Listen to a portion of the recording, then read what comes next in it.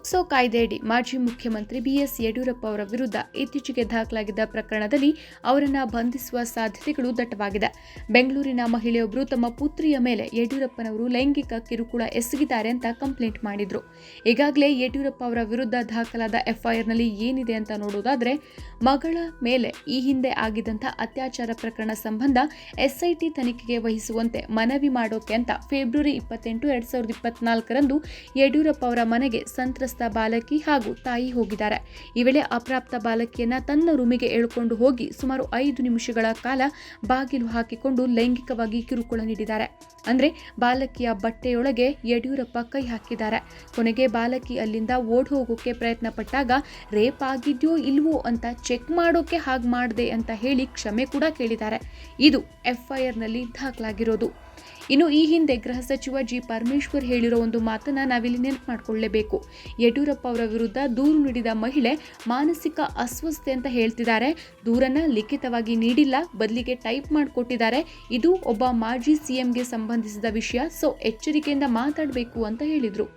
ನಿಜವಾಗಿಯೂ ಯಡಿಯೂರಪ್ಪ ಅವರು ತಪ್ಪು ಮಾಡಿ ಈ ಮಹಿಳೆ ನಿಜವನ್ನೇ ಹೇಳ್ತಾ ಇದ್ದಾಳೆ ಅಂತ ಗೊತ್ತಾದರೆ ಪರಮೇಶ್ವರ್ ಅವರ ಹೇಳಿಕೆ ಯಾವ ರೀತಿ ಆಗ್ಬೋದು ಅನ್ನೋದನ್ನು ನಾನು ಯೋಚನೆ ಮಾಡ್ತಿದ್ದೇನೆ.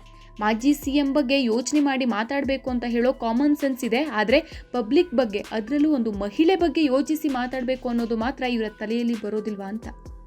ಇನ್ನು ಮೇ 26ರ ರಾತ್ರಿ ಯಡಿಯೂರಪ್ಪ ವಿರುದ್ಧ ಕಂಪ್ಲೇಂಟ್ ಕೊಟ್ಟ 54 ವರ್ಷದ ಮಹಿಳೆ ಸಾವನ್ನಪ್ಪಿದ್ಲು. ಅನಾರೋಗ್ಯದಿಂದಾಗಿ ಬೆಂಗಳೂರಿನ ಹೊರಮಾವುನಲ್ಲಿರುವಂತಹ ಖಾಸಗಿ ಆಸ್ಪತ್ರೆಗೆ ಈಕೆಯನ್ನು ದಾಖಲಿಸಲಾಗಿತ್ತು. ಆದರೆ ಚಿಕಿತ್ಸೆ ಫಲಕಾರಿಯಾಗದೆ ಈಕೆ ಸಾವನ್ನಪ್ಪಿದ್ರು. ಈ ಕೇಸನ್ನು ಯಾರು ಮುನ್ನಡೆಸ್ತಾರೆ ಅನ್ನೋ ಅನುಮಾನ ಎಲ್ಲರಲ್ಲೂ ಇತ್ತು. ಆದರೆ ಕೊನೆಗೆ ಮೃತಳ ಸಹೋದರ ಹೈಕೋರ್ಟ್ನಲ್ಲಿ ರಿಟ್ ಅರ್ಜಿಯೊಂದನ್ನು ಸಲ್ಲಿಸೋ ಮೂಲಕ ಹೋರಾಡೋಕೆ ಸಿದ್ಧ ಅನ್ನೋ ಸುಳಿವನ್ನ ಕೊಟ್ಟಿದ್ರು. ಲೋಕಸಭಾ ಚುನಾವಣೆಗೂ ಮುನ್ನ ದಾಖಲಾಗಿದ್ದ ಪೋಕ್ಸೋ ಪ್ರಕರಣದಲ್ಲಿ ಯಡಿಯೂರಪ್ಪ ಅವರನ್ನ ಬಂಧಿಸಬೇಕು. ಬಿಜೆಪಿ ಹಿರಿಯ ನಾಯಕ ಯಡಿಯೂರಪ್ಪ ಅವರ ವಿರುದ್ಧ ಕೇಸ್ ದಾಖಲಿಸಿ ಹಲವು ತಿಂಗಳು ಕಳೆದಿದ್ರು ಪೊಲೀಸರು ಯಾವುದೇ ಕ್ರಮ ಕೈಗೊಂಡಿಲ್ಲ. ಹಾಗಾಗಿ ಕೂಡಲೇ ಅವರನ್ನು ಬಂಧಿಸಬೇಕು ಅಂತ ಇವರು ಕೊಟ್ಟಂತ ಅರ್ಜಿಯಲ್ಲಿ ಮನವಿ ಮಾಡಿದ್ರು. ಕೊನೆಗೆ ಜೂನ್ 12ರಂದು ಈ ಪ್ರಕರಣದ ತನಿಖೆ ನಡೆಸುತ್ತಿರುವಂತಹ ಸಿಐಡಿ ಯಡಿಯೂರಪ್ಪನವರಿಗೆ ವಿಚಾರಣೆಗಾಗಿ ಒಂದು ನೋಟಿಸನ್ನು ಜಾರಿ ಮಾಡಿದ್ರು. ಈ ಹಿಂದೆ ಏಪ್ರಿಲ್ 12ರಂದು ಪೊಲೀಸ್ ವಿಚಾರಣೆಗೆ ಬಿಎಸ್ ಯಡಿಯೂರಪ್ಪ ಅವರು ಹಾಜರಾಗಿದ್ರು. ಮಹಿಳೆಯ ದೂರಿಗೆ ಸಂಬಂಧಿಸಿದಂತೆ ಬಿಎಸ್ ಯಡಿಯೂರಪ್ಪ ಅವರಿಗೆ ನೋಟಿಸ್ ಜಾರಿಗೊಳಿಸಿದ ಪೊಲೀಸರು ನಿನ್ನೆ ತನಿಖೆಗೆ ಹಾಜರಾಗುವಂತೆ ಸೂಚಿಸಿದ್ರು. ಆದರೆ ಅಪಾಯ ಮನಗಂಡ ಬಿಎಸ್ವೈ ಪ್ರಕರಣವನ್ನು ರದ್ದು ಕೋರಿ ಹೈಕೋರ್ಟ್ ಮೆಟ್ಟಿಲೇರಿದ್ರು. ಪ್ರಕರಣಕ್ಕೆ ತಡೆಯಾಜ್ಞೆ ನೀಡುವಂತೆ ಮನವಿ ಮಾಡಿದ್ರು. ದೂರು ನೀಡಿದ ಮಹಿಳೆಗೆ ಗಣ್ಯರ ವಿರುದ್ಧ ದೂರು ನೀಡೋದೇ ಒಂದು ಹವ್ಯಾಸವಾಗಿತ್ತು ಅಂತೂ ಕೂಡ ಹೇಳಿದ್ರು. ನಾನು ಕಳೆದ ಮಾರ್ಚ್ 28ರಂದು ನೀಡಿದ್ದ ನೋಟಿಸ್ನಂತೆ ವಿಚಾರಣೆಗೆ ಹಾಜರಾಗಿ ತನಿಖೆಗೆ ಸಂಪೂರ್ಣ ಸಹಕಾರ ನೀಡಿದ್ದೆ. ಪೊಲೀಸರು ಹೇಳಿಕೆ ದಾಖಲಿಸಿಕೊಳ್ಳದೆ ಧ್ವನಿ ಮಾದರಿ ಸಂಗ್ರಹಿಸಿದ್ರು. ಆದರೆ ಮತ್ತೆ ಜೂನ್ 12ರಂದು ತಾವು ನೀಡಿರುವ ನೋಟಿಸ್ ನನಗೆ ನಿನ್ನೆಯಷ್ಟೇ ತಲುಪಿದೆ. ನಾನು ಪಕ್ಷದ ಪೂರ್ವ ನಿರ್ಧರಿತ ಕಾರ್ಯಕ್ರಮದಲ್ಲಿ ಭಾಗಿಯಾಗಬೇಕಿರೋದ್ರಿಂದ ದೆಹಲಿಗೆ ಹೋಗ್ತಿದ್ದೇನೆ. ಹೀಗಾಗಿ ಈ ಬಾರಿ ನಾನು ವಿಚಾರಣೆಗೆ ಹಾಜರಾಗೋಕೆ ಸಾಧ್ಯ ಇಲ್ಲ. ನಾನು ಜೂನ್ 17ರಂದು ಖುದ್ದಾಗಿ ವಿಚಾರಣೆಗೆ ಹಾಜರಾಗ್ತೇನೆ. ಈ ಹಿಂದೆಯೂ ನಾನು ತನಿಖೆಗೆ ಸಹಕರಿಸಿದ್ದೇನೆ. ಕೆಲವು ಕಾರಣಗಳಿಂದ ಈ ಬಾರಿ ತನಿಖೆಗೆ ಹಾಜರಾಗೋಕೆ ಸಾಧ್ಯ ಆಗ್ತಾ ಇಲ್ಲ. ಯಾವುದೇ ಕಾನೂನು ಬಾಹಿರ ಕೃತ್ಯ ಎಸಗಿಲ್ಲ ಅಂತ ಯಡಿಯೂರಪ್ಪ ಅರ್ಜಿಯಲ್ಲಿ ಉಲ್ಲೇಖಿಸಿದ್ದಾರೆ. ಆದರೆ ಯಡಿಯೂರಪ್ಪ ಅವರ ಅರ್ಜಿ ಇಲ್ಲಿ ಯೂಸ್ ಆಗಿಲ್ಲ. ಯಡಿಯೂರಪ್ಪ ಅವರ ವಿರುದ್ಧ ಜಾಮೀನು ರಹಿತ ವಾರೆಂಟ್ ಆದೇಶವನ್ನು ಕೋರ್ಟ್ ನೀಡಿದೆ. ಇನ್ನು ವಿಚಾರಣೆ ವೇಳೆ ಏನೆಲ್ಲ ಆಯಿತು ಅನ್ನೋದನ್ನು ನೋಡೋದಾದ್ರೆ, ಪ್ರಕರಣದ ವಿಶೇಷ ಪ್ರಾಸಿಕ್ಯೂಟರ್ ಅಶೋಕ್ ನಾಯಕ್ ವಾದವನ್ನು ಮಂಡಿಸಿ ಆರೋಪಿಯು ತುಂಬಾ ಬಲಾಢ್ಯರು, 4 ಬಾರಿ ರಾಜ್ಯದ ಮುಖ್ಯಮಂತ್ರಿಯಾಗಿದ್ದವರು, ಇವರ 2 ಪುತ್ರರಲ್ಲಿ ಒಬ್ಬರು ಹಾಲಿ ಸಂಸದರು ಹಾಗೂ ಮತ್ತೊಬ್ಬರು ಪಕ್ಷವೊಂದರ ರಾಜ್ಯ ಘಟಕದ ಅಧ್ಯಕ್ಷರು. ಇಂಥವರು ಪ್ರಕರಣದ ತನಿಖೆ ನಡೆಸುತ್ತಿರುವ ಸಿಐಡಿ ನೋಟಿಸ್ ಕೊಟ್ಟರೂ ಸಹ ವಿಚಾರಣೆಗೆ ಹಾಜರಾಗ್ತಾ ಇಲ್ಲ, ಬರಿದೆ ಸಮಯವನ್ನ ಕೇಳ್ತಿದ್ದಾರೆ ಅಂತ ಹೇಳಿದ್ದಾರೆ. ಇನ್ನು ಘಟನೆ ನಡೆದ ದಿನವೇ ಯಡಿಯೂರಪ್ಪ ಸಂತ್ರಸ್ತ ಬಾಲಕಿಯ ಕೈಗೆ 2 ಲಕ್ಷ ರೂಪಾಯಿ ನೀಡಿದ್ದಾರೆ. ಬೇಡ ಅಂತ ಹೇಳಿದ್ರು ಪರ್ಸ್ನಲ್ಲಿ ಆ ಹಣವನ್ನು ತುರುಕಿ ಕಳಿಸಿದ್ದಾರೆ.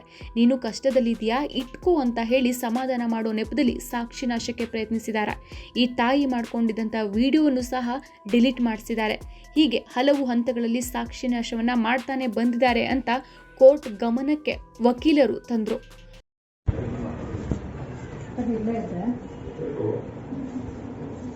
ಆ ಕಡೆ ಏನು ಮಾಡಿದ್ರೆ ಒಳಗೆ ಕರ್ಕೊಂಡೋಗಿ ಏನು ಮಾಡಿದ್ರೆ ನಮ್ಮ ಮಗಳು ಮೊಮ್ಮಗಳಿದ್ದಲ್ಲ ಒಳಗೆ ಆಯ್ತು, ಒಳಗೆ ಯಾಕಪ್ಪ ಮೊದಲಿನ ಅಷ್ಟೊಂದು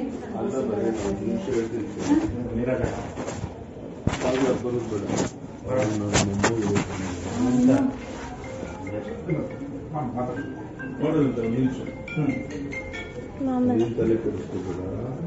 ಮೊಮ್ಮಕ್ಕಳು 7 ಜನ ಇದ್ದಾರೆ. ತುಂಬ ಒಳ್ಳೆ ಹುಡುಗಿಗಳು. ನೋಡಿದೆ ನಾನು. ಚೆನ್ನಾಗಿ ಬೆಳೆಸು. ಏನು ಸಹಾಯ ಬೇಕೋ ನಮ್ಮ ಅವಳ ಬ್ಲೌಸ್ ಒಳಗೆ ಕೈ ಹಾಕಿದ್ದೀರಲ್ಲ ಇಲ್ಲ ಮರಿ. ನಾನು ಶರ್ಟ್ ಒಳಗೆ ಕೈ ಹಾಕಿ ಅಪ್ಪಾಜಿ ಎಲ್ಲರೂ ಹಿಂಗೇನೆ ತೋರಿಸಿದೆ Back. Home.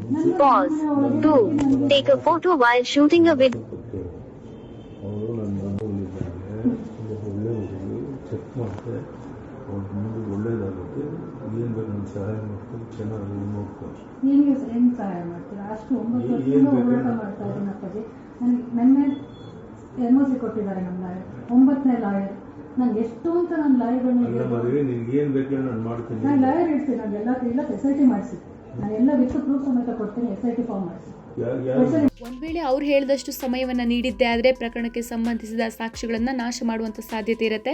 ಆದ್ರಿಂದ ಕೂಡಲೇ ಆರೋಪಿಯನ್ನ ಬಂಧಿಸಿ ವಿಚಾರಣೆ ನಡೆಸೋಕೆ ಆದೇಶಿಸಬೇಕು ಅಂತ ಪ್ರಕರಣದ ವಿಶೇಷ ಪ್ರಾಸಿಕ್ಯೂಟರ್ ಅಶೋಕ್ ನಾಯಕ್ ಕೋರಿದ್ರು.